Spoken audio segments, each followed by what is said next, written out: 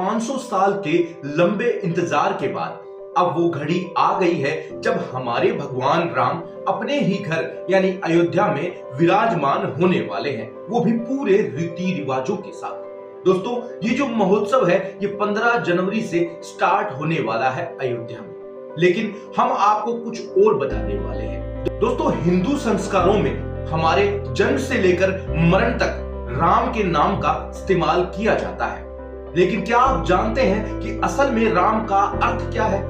आखिर राम को इस धरती पर जन्म क्यों लेना पड़ा? इन सब के पीछे कोई श्राप है या कोई वरदान है? ऐसे ही हमारे पुराने ग्रंथों से ये जो जानकारियां हैं आज आप तक साझा करने वाले हैं। तो दोस्तों, स्वागत है आपका एक बार फिर से गोगिलियों के शानदार से एपिसोड पर। दोस्तों, अगर वीडियो आपको अच्छा लगे तो वीडियो को लाइक, शेयर, कमेंट करें, चैनल को जरूर सब्सक्राइब करें ताकि हम अगली बार आपके लिए और भी बेहतरीन वीडियो बनाकर ला सके। दोस्तों, राम नाम का जो शब्द है इसमें कुल 2 अक्षर और 1 मात्रा होती है, जैसे रे, आ, मैं। अब हम समझेंगे कि इसके असल मायने क्या होते हैं जिससे ये और भी ज्यादा पूजनीय शब्द बन जाता है। तो अब आप देखें, रे का मतलब होता है रसातल, मतलब पाताल। ए जो मात्रा है इसका अर्थ है आकाश। मैं का मतलब है मृत्यु लोक। जी हाँ दोस्तों, इस धरती को ही मृत्यु लोक कहा गया है। एक बार नहीं, बार बार हमारे ग्रंथों में इस धरती को मृत्यु लोक ही कहा जाता है। इसलिए राम नाम का अर्थ है धरती, पाताल और आकाश का जो स्वामी है वही राम है। तो ब्राह्मण संहिता में एक मंत्र पर ज्यादा जोर दिया जाता है। अब आप जरा नजर डालें इस मंत्र पर। इस मंत्र को कहा जाता है रमन्ते सर्वत्र इति रामः। इसका अर्थ है जो रमा हुआ है वही राम है, यानी जो हर जीव के अंदर रमा हुआ है वही राम है, वही सृष्टि को चला रहा है और वही इस सृष्टि का कर्ता धर्ता है। दोस्तों, संस्कृत एक अलग भाषा है और इसमें भी शब्दों के अलग अलग मायने होते हैं। जैसे ब्राह्मण संहिता में कहे जाने वाला रमन्ते, हिंदी में तो उसे रमा हुआ माना जा सकता है, लेकिन संस्कृत में इसी रमन्ते को राम कहा जाता है। जो सुंदर है, जो दर्शनीय है, यानी जो दर्शन के लिए बना हुआ है वही राम है। यानी इस पृथ्वी पर दिखने वाली हर एक सुंदर चीज जिसे देखकर आप मनमोहित हो जाते हैं वह भी राम ही है। दोस्तों, कई बार मनोग शब्द भी सामने आया है। मनोग शब्द का असली अर्थ है मन को जानने वाला भी राम ही कहलाता है। दोस्तों, हिंदी व्याख्याकार राम के लिए बताते हैं कि जो संतुष्टि और आनंद देने वाला है वही राम है। कई बार इसी राम शब्द को मोक्ष भी कहा गया है।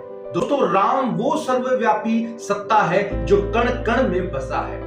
हमारे ग्रंथों में तो ये भी कहा गया है कि जब भगवान शंकर ध्यान में होते हैं तो वे भी राम राम नाम का ही मंत्र जपा करते हैं। दोस्तों, अब हम समझते हैं कि आखिर भगवान को इंसान का रूप लेकर धरती पर क्यों आना पड़ा। दोस्तों, इसका जवाब भी श्रीमद् भागवत महापुराण, वाल्मीकि की रामायण, हरिवंश पुराण, यहाँ तक कि रामचरितमानस भी अलग अलग व्याख्या करते हैं और अलग अलग कारण बताते हैं। लेकिन इन सभी को आपस में जब जोड़ा जाए तो सवाल का जवाब एक ही निकलता है, वो भी आप समझ लीजिए। इन ग्रंथों में कहीं ना कहीं ये बातें सामने आती है कि राम बनने के पीछे के मुख्य है 4 कारण बताए जाते हैं। इनमें से 2 है श्राप और 2 है वरदान। अब आप जाने कि श्राप क्या थे और वरदान क्या थे जिसकी वजह से ये सारी महिमा रची गई। दोस्तों, रामचरितमानस के बालकांड में एक कहानी है जिसमें ये बताया जाता है नारद मुनि के अभिमान के कारण भगवान विष्णु उन्हें चमत्कार से बंदर जैसा बना देते हैं, जिससे नारद मुनि गुस्से में हो जाते हैं और वे गुस्से ही गुस्से में भगवान विष्णु को श्राप दे देते हैं। उस समय नारद मुनि ने मानव शरीर और पत्नी वियोग का श्राप दिया, जो आगे चलकर सच ही हुआ। श्रीमद् भागवत पुराण में भी एक कहानी है जिसमें ये बताया जाता है संकादिक मुनि भगवान विष्णु के दर्शन करने के लिए आते हैं और जब वे दर्शन कर वहां से जब लौट रहे होते हैं तो भगवान विष्णु के द्वारपाल जय और विजय उन संतों का मजाक उड़ाते हैं। इससे नाराज होकर वे जो संकादिक मुनि आए थे उन मुनियों ने उन दोनों ही द्वारपालों को श्राप दिया।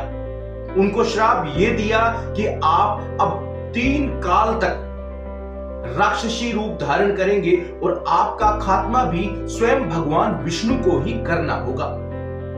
दोस्तों आगे चलकर ये जय और विजय नाम के द्वारपाल रावण और कुंभकर्ण बने, क्योंकि इनकी नीति पहले ही लिखी जा चुकी थी।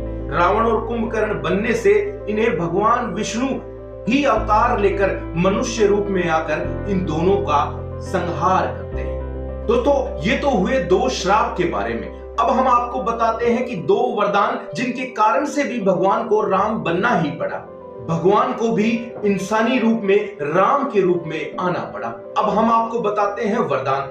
दोस्तों सतयुग का समय था। उस समय भगवान ब्रह्मा के 2 अंश हुए, मनु और शत्रुपा। दोस्तों ये जो मनु और शत्रुपा है, इनके पूजा पाठ से भगवान विष्णु खुश हो जाते हैं और खुश होकर उनसे उनकी इच्छा पूछते हैं। तो उनका कहना होता है कि हम आपको ही पाना चाहते हैं। तो भगवान विष्णु प्रसन्न होकर उन्हें ये आशीर्वाद देते हैं और कहते हैं अगले युग में मैं तुम्हारा बच्चा बनकर ही जन्म लूंगा। और ऐसा ही होता है।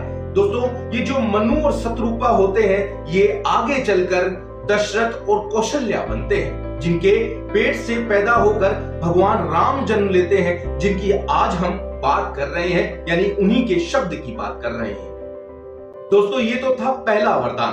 अब जो दूसरा वरदान है, ये कहा गया है वाल्मीकि रामायण में। इसमें बताते हैं कि रावण की कठोर तपस्या से भगवान ब्रह्मा प्रसन्न हो जाते हैं और उससे वरदान मांगने को कहते हैं। तो रावण उनसे जो वरदान मांगता है वो वरदान होता है देवता, दानव, नाग, किन्नर, गंधर्व, यक्षगण और कोई भी देवी मुझे कभी न मार पाए। लेकिन दोस्तों इस बीच में रावण इंसान और वानर कहना भूल जाता है और ये उसकी बड़ी चूक साबित होती है, क्योंकि विधि पहले ही लिखी जा चुकी है और विधान होना बाकी होता है। तो वैसा ही हुआ जैसा उसने मांगा था। दोस्तों ये थे हमारे पुराणों में लिखी भगवान राम के नाम की महिमा। वैसे भी कलयुग केवल नाम आधारा बताया गया है। इसमें ये बताया गया है कि इस कलयुग के समय में अगर भगवान का नाम का ही स्मरण आप करेंगे तो आपको सभी फल प्राप्त हो जाएंगे। सभी फलों में सबसे पहला होगा आपकी संतुष्टि, आपका स्वास्थ्य, आपका जीवन और आपकी खुशी। ये सभी मिलकर आपके जीवन को श्रेष्ठ बनाएंगे। तो इसलिए राम राम सुनिए, राम राम कहिए और राम राम ही बोलिए। तो लगातार देखते रहिए गोगिलियो। आज के लिए राम राम।